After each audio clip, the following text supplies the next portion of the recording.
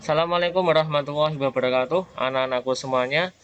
Pada kesempatan kali ini, Pak Abi akan menyampaikan materi kaitannya dengan iman kepada malaikat Allah yang terdapat dalam bab 7 semester genap tahun ajaran 2020-2021.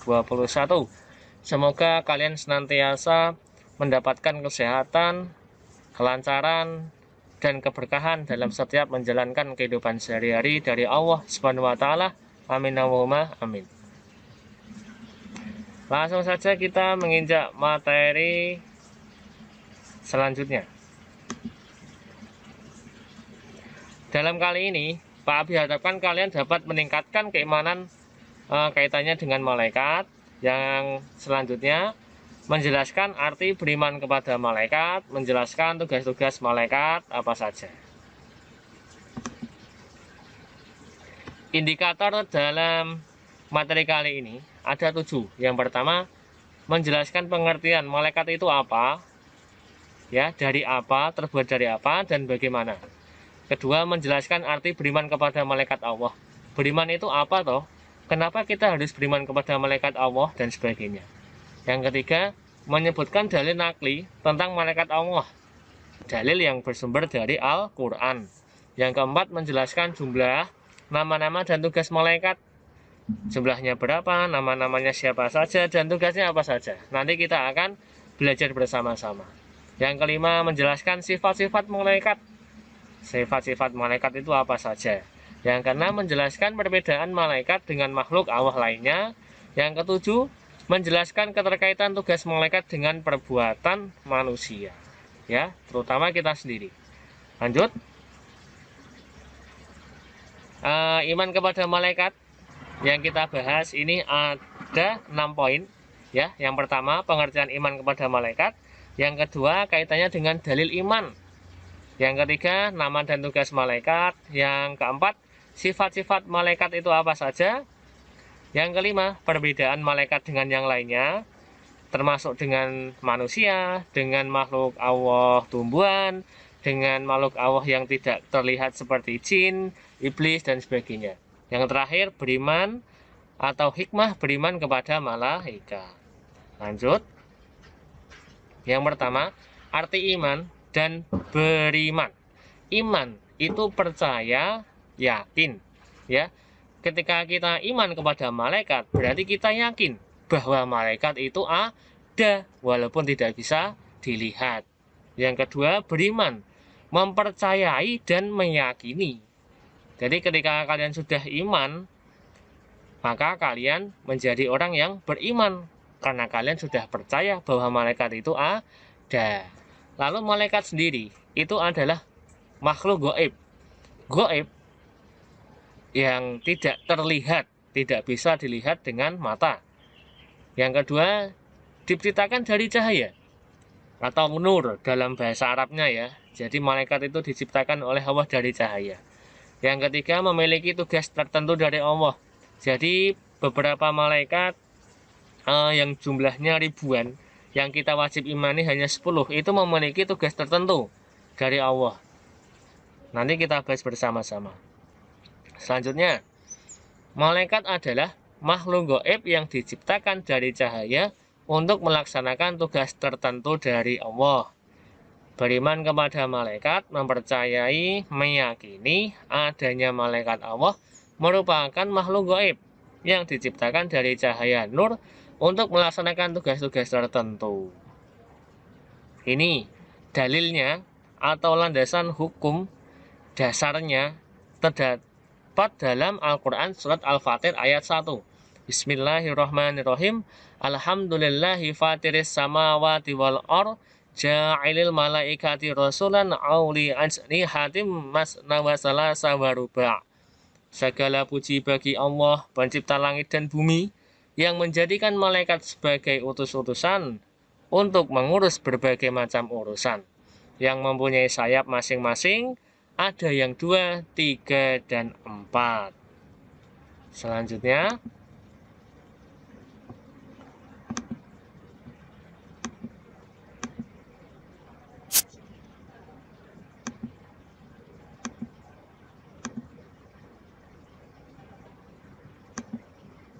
Nama dan tugas-tugas malaikat. Malaikat yang wajib kita imani, yang wajib kita ketahui ada 10. Jibril, Mikail, Israfil, Israel, Raqib, Atib, Mungkar, Nakir, Malik, dan Ridwan. Ada 10. Apa saja tugasnya? Mari kita bahas. Yang pertama, Jibril. Jibril bertugas untuk menyampaikan wahyu kepada para nabi. Jadi nabi-nabi terdahulu itu mendapatkan wahyu langsung dari malaikat Jibril. Dari siapa? Dari Allah Subhanahu wa Ta'ala. Yang kedua, Mikail. Malaikat Mikail itu bertugas untuk menurunkan hujan dan membagikan rezeki kepada makhluk, kepada kita manusia, kepada tumbuhan, hewan, dan sebagainya. Itu adalah tugas malaikat Mikail. Yang ketiga, malaikat Israfil meniupkan sangkakala menjelang datang hari kiamat. Jadi nanti ketika kiamat akan datang, maka malaikat Israfil akan meniupkan sangkakala sebagai pertanda bahwa kiamat akan datang. Israel. Nah, kita sebagai makhluk hidup, kullu nafsin dha'iqatul maut, semuanya pasti akan bertemu dengan malaikat Israel. Kenapa? Karena tugasnya menjemput kematian setiap makhluk, termasuk Pak Abi, termasuk kalian juga. Karena kita hidup, pasti yang hidup itu mati. Selanjutnya, Raqib dan Atib bertugas untuk mencatat amal baik dan buruk manusia. Ketika amal baik akan dicatat oleh malaikat Raqib dan amal buruk akan dicatat oleh malaikat Atid. Tempatnya di mana, Pak? Tempatnya ada di bahu kalian.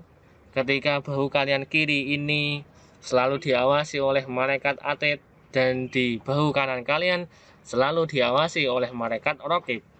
Ketika kalian melakukan aktivitas apapun, tidak luput dari pengawasan malaikat Raqib dan Atid yang mencatat segala amal perbuatan kalian. Maka hati-hati, jangan sangka kalian itu sendiri, kalian tidak ada yang mengawasi. Ya, jauh-jauh sebelumnya Allah telah menugaskan malaikat tersebut untuk mengawasi kalian. Terutama ketika kalian beramal yang buruk, segala aktivitas tidak ada yang luput dari malaikat tersebut. Makanya hati-hati. Selanjutnya, Mungkar dan Nakir bertugas untuk memberikan pertanyaan kepada manusia ketika berada di alam kubur. Apa yang ditanyakan? Lah ini, ketika semuanya sudah meninggal, ketika ada orang yang meninggal, beliau dimakamkan di kuburan, maka akan bertemu dengan malaikat Mungkar Nakir yang menanyakan pertanyaan kepada yang bersangkutan. Apa yang ditanyakan? Man Rabbuka, siapa Tuhanmu? Man Kitabuka, apa kitabmu? Man Malaika, siapa malaikatmu? Man Nabiyuka, siapa nabimu? Ya, persiapkan dari sekarang. Selanjutnya malaikat Malik, malaikat yang bertugas menjaga pintu neraka, dan malaikat Ridwan yang bertugas menjaga surga. Selanjutnya, sifat-sifat malaikat ada 5. Yang pertama, makhluk gaib diciptakan dari nur.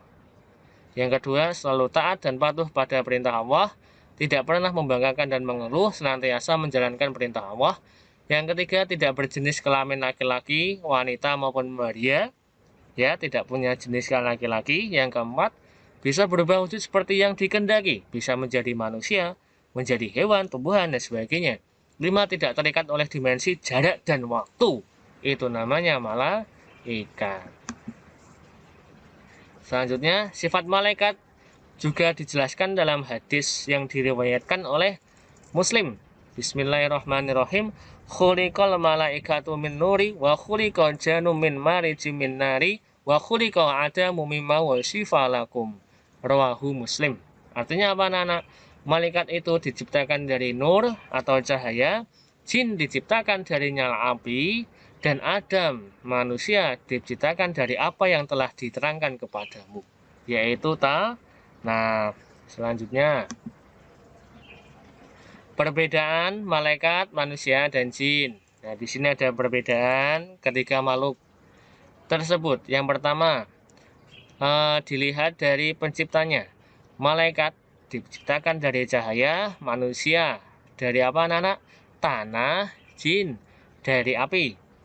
Terus bentuknya, kalau malaikat punya sayap dan tangan, manusia hanya punya tangan, jin punya sayap dan tangan. Yang selanjutnya, selalu taat kepada Allah, yaitu malaikat tidak pernah ingkar kepada Allah. Kalau manusia, ada yang taat, ada yang tidak. Kalau anak-anak, termasuk yang mana? Semoga semuanya termasuk yang taat kepada Allah Subhanahu wa ta'ala. Amin. Amin. Jin, ada yang taat dan ingkar, ya, seperti manusia. Selanjutnya, malaikat itu tidak makan dan minum dan tidak tidur. Kalau manusia butuh makan, butuh minum, tidur. Begitu juga dengan jin. Selanjutnya, malaikat itu tidak mati hingga akhir zaman. Dia itu hidup, bertugas yang diperintahkan oleh Allah. Sebelum tugas itu selesai, maka malaikat tidak mati. Matinya kapan, Pak? Ya ketika akhir zaman, kiamat tiba. Kalau manusia, ya mati sebelum akhir zaman. Dan jin dapat mati juga sebelum akhir zaman. Walaupun usianya antara manusia dan jin itu lebih lama jin. Seperti itu. Selanjutnya, hikmah beriman kepada malaikat. Perbuatan manusia dicatat dan diawasi malaikat. Yang pertama, ketika kalian beriman kepada malaikat, berarti kalian tuh sadar bahwa segala apa yang saya lakukan itu selalu dicatat dan diawasi malaikat. Sehingga yang kita harapkan, kita tidak seenaknya ketika berbuat, terutama berbuat yang tidak baik. Contohnya, kalian itu sudah besar, sholat itu harus 5 waktu, tapi sadar tidak, terkadang kita hanya sholat 2 waktu, terkadang malah 3, 4, ada yang 5, alhamdulillah. Itu semuanya dicatat. Hari sekian, jam sekian, bulan sekian, tahun sekian, kamu tidak sholat, dicatat. Bulan sekian, tahun sekian, kalian sholat, alhamdulillah, dicatat. Dan semuanya akan diberikan sesuai dengan apa yang dilakukan. Ketika kalian tidak melakukan ibadah yang hukumnya wajib, maka kalian akan mendapatkan hukuman berupa siksa neraka. Naudzubillah min zalik. Makanya Pak Abi tidak bosan-bosan untuk memperingatkan dan memberitahukan bahwa segala apa yang kita lakukan pasti akan dipertanggungjawabkan. Yang kedua, semua perbuatan manusia harus dipertanggungjawabkan. Jelas itu. Bahkan tidak ada bentuk perbuatan sekecil debu yang tidak dihisap oleh Allah, yang tidak dipertanggungjawabkan oleh Allah besok. Semuanya harus dipertanggungjawabkan, tidak luput. Sekecil debu itu tidak luput, cah. Maka dari itu ya, hati-hati dalam bertindak. Dari sekarang kalian harus banyak menanamkan perbuatan-perbuatan yang baik, beribadah yang baik, sehingga ketika besok kalian dipertanggungjawabkan yang ada hanya perbuatan yang baik, maka pada akhirnya kalian akan masuk surga. Amin. Amin. Selanjutnya, di sini ada tugas untuk kalian. Petunjuk pengisian ini kalian bisa baca. Kerjakanlah soal-soal berikut dengan cara memilih salah satu jawaban A, B, C, atau D. Jika pilihan kalian benar, maka kalian akan langsung mendapatkan jawaban yang benar, dan jika pilihan kalian kurang tepat, kalian akan mendapatkan jawaban yang salah. Ya. Nanti tugasnya Pak Abi share saja di grup. Mungkin kalian belum bisa mengikuti tugas yang ini karena tugasnya cenderung ke penugasan online. Nanti Pak Abi buat petugasan secara luring ya. Tugasnya bisa dikumpulkan di kardus dekat pos satpam berupa penugasan yang akan Pak Abi sampaikan pada materi selanjutnya atau kesempatan selanjutnya. Cukup sekian dari Pak Abi, sampai sini dulu. Salah dan kurangnya Pak Abi minta maaf yang sebesar-besarnya. Semoga bermanfaat untuk kita semua. Hadanallahu wa iyyakum wa afa minkum. Wassalamualaikum warahmatullahi wabarakatuh.